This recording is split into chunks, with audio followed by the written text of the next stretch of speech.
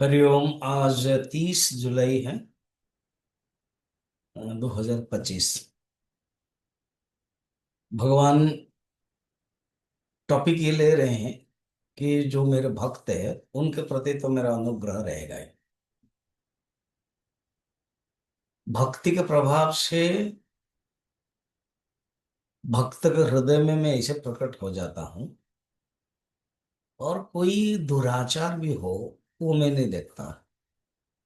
मतलब भक्ति का महात्म्य भगवान 30 नंबर श्लोक में कहते हैं। श्री भगवान उवाच अपि चेत् सुदुराचारः भजते मामनन्यभाक् साधुरेव समन्तव्यः सम्यग् व्यवसितो हि सः। सुदुराचार, अगर कोई दुराचार भी हो, सुदुराचार भी हो, अपि चेत अनन्य भाग माम भजते। दुराचार हो, अब जैसे अजामिल के बारे में वर्णन, वाल्मीकि रत्नाकर के बारे में वर्णन है, ऐसे भी हैं। मगर अनन्य भाग होकर का, अनन्य भाग शब्द बड़ा इंटरेस्टिंग, अनन्य भाग होकर भजन करता है, स साधु एवं मंतव्य, वो साधु के रूप में ही माना जाता है।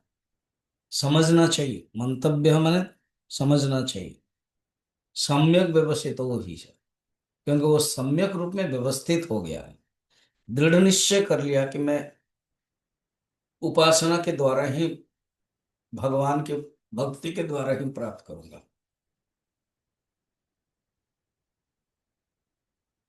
सुदुराचार दुराचार है। ऐसे व्यक्ति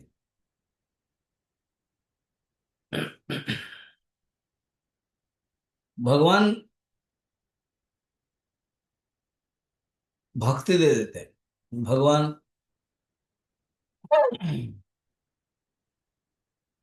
खुद कृपा कर लेते हैं ऐसे व्यक्ति को।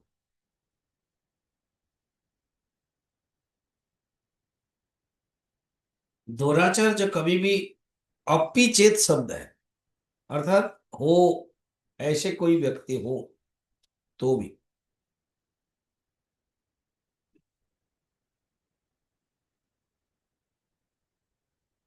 गीध पापी पापियो जाकर नाम सुमीर हरि, अति अपार भव सागर तरहि।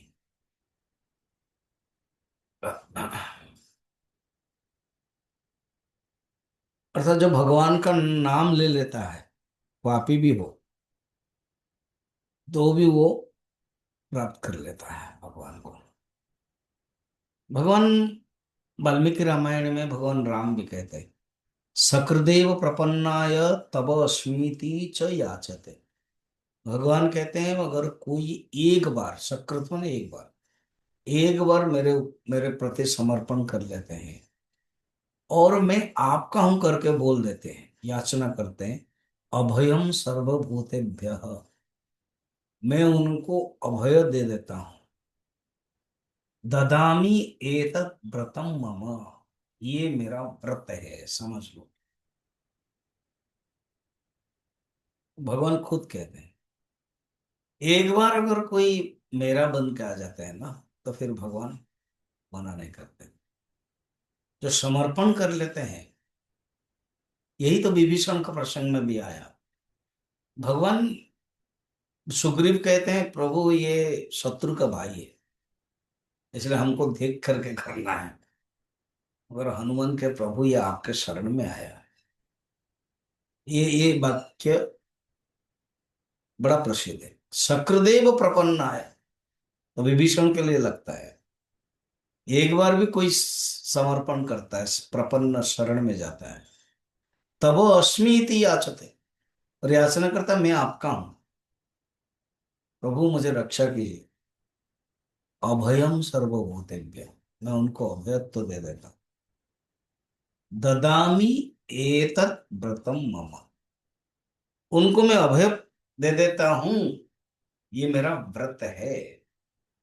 विभीषण के लिए है, सुग्रीव के लिए भी है। तो ऐसे पूर्ण समर्पण होता है। वो साधु ही समझ लो, सम्यक व्यवसित ही स आत्मलाभन न परम विद्यते, अर्थात आत्म तत्व में सर्वश्रेष्ठ में वो रह जाता है। जिसने भगवान का दर्शन, सम्यक दर्शन कर लिया, उसको ब्रह्म ज्ञान अपने आप में मिल जाता है। महापातक होने पर भी वो पवित्र हो जाता है। भागवत में प्रायश्चितेन शेषाणि तप कर्मात्मिकानि वै यानि तेषाम् अशेषाणं कृष्णानुस्मरणं परम्।